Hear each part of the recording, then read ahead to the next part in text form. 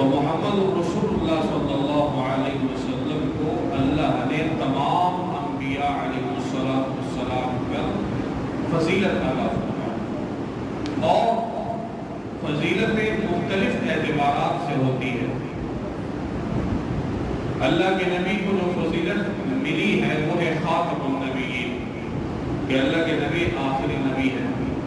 اللہ کے نبی نے بیان فرمایا ان الرسالۃ والنبوۃ قد انقطعا، کہ اللہ نے نبوت کو اور رسالت کو ختم فرما دیا ہے۔ لا نبی بعدی، میرے بعد کوئی نبی نہیں آئے گا۔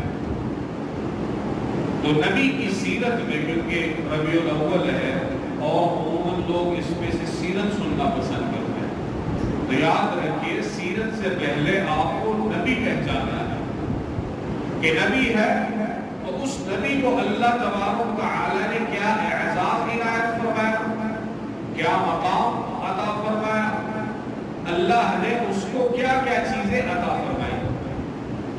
تو سب سے بڑھ کر اللہ نے ایک چیز جو عطا فرمائی وہ ہے خاتم النبیین۔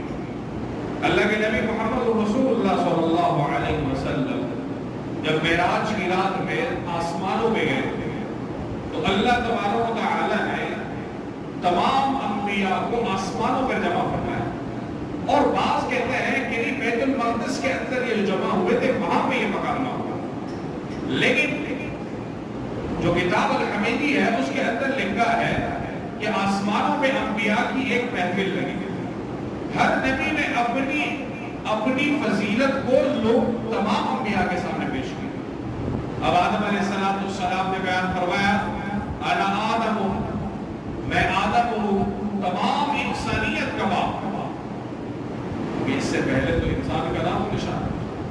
حضرت نوح علیہ السلام نے خود اپنا تعارف کروایا، موسیٰ علیہ السلام نے کلیم اللہ سے تعارف کروایا، سیدنا ابراہیم علیہ السلام نے خلیل اللہ سے تعارف کروایا، اور حضرت عیسیٰ علیہ السلام نے روح اللہ سے اور کلمت اللہ سے تعریف فرمائی۔